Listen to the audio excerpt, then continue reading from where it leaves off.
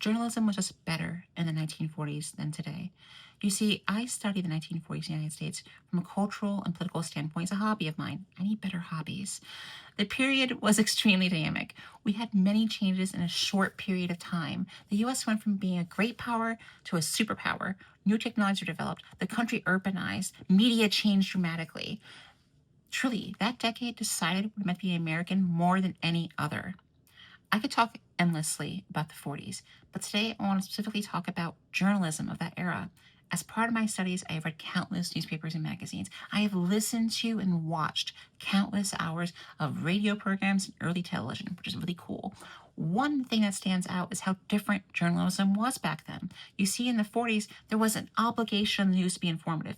Sure, it was part of the broadcast license, which they took seriously back then, but more importantly, it was a cultural norm at the time for journalism to be factual in nature. What's fascinating is today's news maintains the bones of the journalism of the 40s, but it completely misses the mark.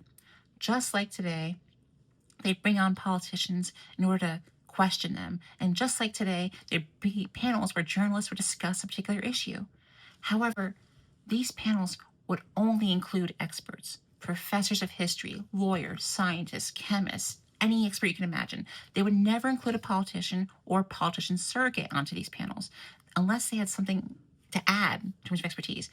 These existed solely to inform the listener about the facts of a particular item, news, or policy outcome. The only time politicians were brought on was to directly question about policy outcomes.